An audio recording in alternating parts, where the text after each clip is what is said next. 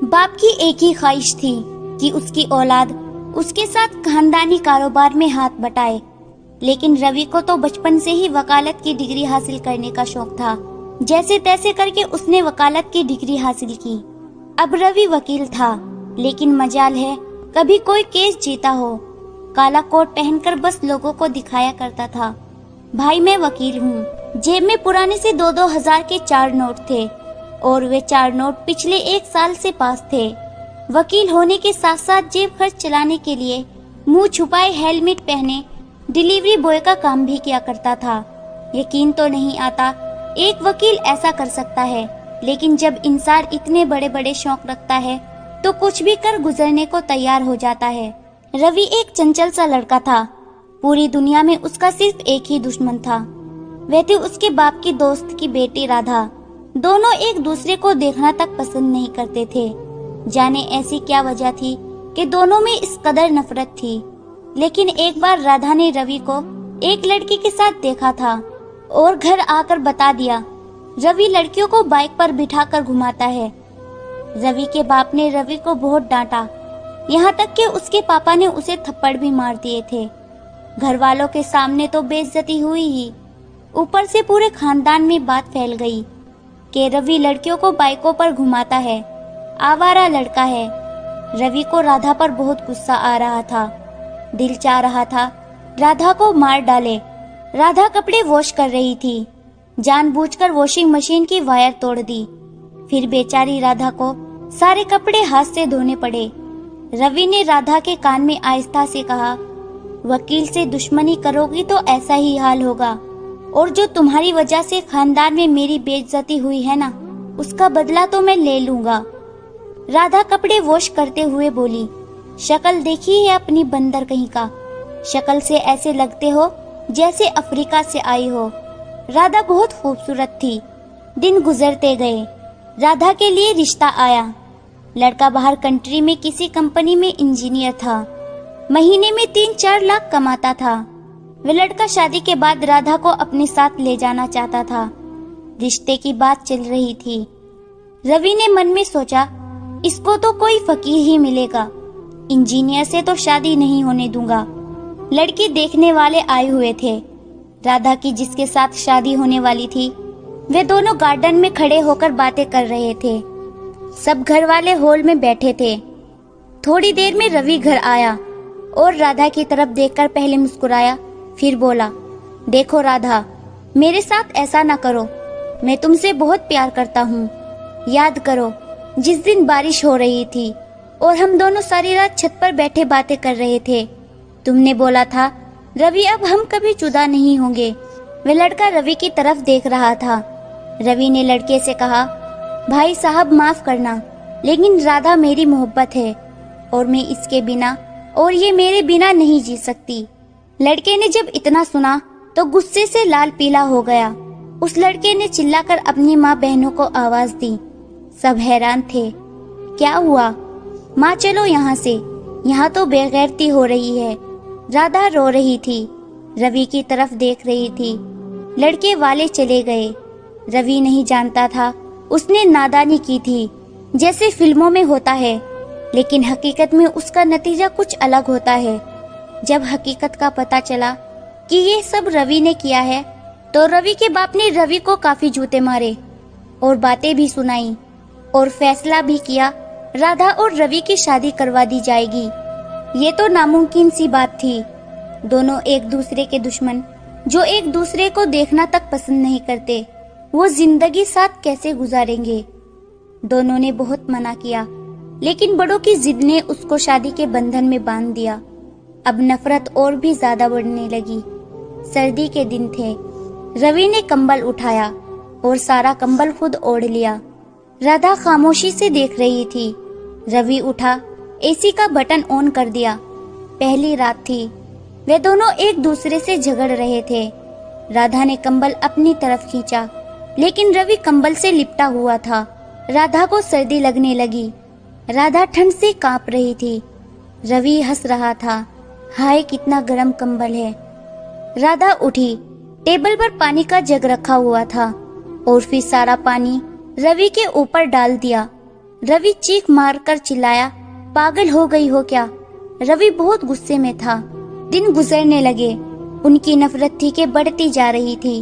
रवि राधा को खर्चा भी ना देता था, जानबूझकर खाने में नुक्स निकालता था। कभी कभी तो राधा को तंग करने के लिए अलमारी से कपड़े निकालकर गंदे करने लगता, ताकि राधा को फिर से धोने पड़े। और राधा भी खाने में जानबूझकर कभी नमक तेज कर देती, तो कभी मिर्च, तो कभी कपड़े जला देती परहेज करते हुए। सबने बहुत समझाया था, लेकिन वे कहाँ किसी की सुनने वाले थे। एक से बढ़कर एक जिद्दी था। अब राधा ने रवि से कह दिया, मुझे तलाक दे दो। लेकिन रवि की जिद थी, नहीं दूंगा तलाक, बस तुमको अपनी गुलाम बनाकर रखूंगा। गुस्से और जिद में कुछ यूं हुआ, राधा शॉपिंग करने गई थी। वहां उसकी मुलाकात राहुल से हुई। राहुल पुलिस इंस्पेक्टर था। नजरें मिली और राहुल ने राधा को अपना नंबर दे दिया। उनमें मुलाकातें शुरू हो गई। राधा रवि से चोरी छुपकर राहुल से बातें करने लगी। राहुल को राधा से इश्क हो गया था। राहुल अक्सर कहता था, तलाक ले लो पागल से, मैं तुमसे शादी करने के लिए तैयार हूँ। राधा भी रवि से जान छुड़ाना चाहती थी। राहुल पुलिस वाला था। उसने प्लान बनाया, हम रवि को फंसा कर मार देंगे। ऐसा करो, ये चर्स और पाउडर के पैकेट रवि की कार में रख देना, बस आगे का काम मेरा है। राधा भी नफरत की जिद में पागल हो गई थी। वह कैसे भी रवि को तकलीफ पहुंचाना चाहती थी। राधा ने चरस और पाउडर रवि की कार में रख दिए। रवि दूसरे दिन अदालत जाने लगा तो रास्ते में पुलिस ने रोक लिया। हमें खबर मिली है तुम ड्रग्स डीलर हो। राहुल रवि को हथकड़ी लगाकर जेल ले गया। असल काम शुरू हुआ। राहुल ने रवि पर जुल्म करने शुरू कर दिए। रवि को बहुत मारा, झूठे मुकदमे दर्ज किए उसके खिलाफ। रवि को इतना मारा कि बाजू की हड्डी टूट गई। सिगरेट जला जलाकर लगाते रहे, बिजली से झटके देते रहे। 5 दिन गुजर गए थे। घर वाले सब परेशान थे। रवि कहाँ चला गया? लेकिन राधा जानती थी। राधा खामोश थी। राहुल ने रवि के सामने फोन कॉल की। राधा मेरी जान, कल इसका इनकाउंटर कर दूंगा, किस्सा खत्म, शादी की तैयारी करो। राधा खामोश थी। राधा नहीं जानती थी उससे क्या गुनाह हो गया है। उसे गलती का एहसास होने लगा था। वे सबको बताना चाहती थी, लेकिन हिम्मत नहीं थी। दूसरे दिन जब राहुल रवि का इनकाउंटर करना चाहता था, तब रवि के कुछ दोस्त आए, जमानत के पेपर लिए। राहुल हैरान था, इनको कैसे पता चला रवि हमारे पास है। रवि के दोस्तों ने जमानत के पेपर दिए। असल मसला ये था, राहुल ने FIR नहीं बनाई थी अभी तक। उसके पास रवि को रिहा करने के अलावा दूसरा रास्ता नहीं था। उसने कानूनी तौर पर रवि को गिरफ्तार करके कैद में रखा था। वे वकील से मुकाबला नहीं करना चाहता था। रवि को रिहा कर दिया गया। रवि 7 दिन बाद घर आ गया। चेहरे पर जख्मों के निशान थे। माँ बाप भाई बहन सब परेशान हो गए। ये देखकर रवि ने मुस्कुराकर बताया, कुछ नहीं हुआ, एक एक्सीडेंट हो गया था, बस चेहरे के जख्म दिखाए थे। रवि ने सिगरेट से जले हुए और बिजली के झटके से जला हुआ जिस्म किसी को ना दिखाया। कमरे में चला गया। इधर राहुल परेशान था। यही सोच रहा था कि रवि कुछ करना दे मेरे खिलाफ। राधा कमरे में आई। रवि मुस्कुराया। पड़ गई ठंड, आ गया सुकून, बहुत मजा आया होगा ना मेरी यह हालत करवाकर। राधा खामोश थी। रवि राधा की तरफ देखकर बोला, मैं तुम्हारे और राहुल के बारे में सब जानता हूँ। मैं जानता था तुम दोनों की प्लानिंग क्या थी, कैसे मुझे फंसाना है। मैं भी खामोश रहा, इंजॉय करता रहा। मैंने अपने दोस्तों को सब बताया हुआ था। राधा ने सर झुका लिया। राधा डर गई थी, रवि सबको सब कुछ बता देगा। लेकिन रवि राधा की ओर देखकर बोला, तुम पत्नी हो मेरी, मैं ना तो तुम्हारा दामन दागदार करूंगा ना तलाक दूंगा, और ये राज हमेशा राज रहेगा कि तुमने मेरे साथ ये सब किया। खुश होना अब। राधा का गुरूर पल भर में खाक हो गया।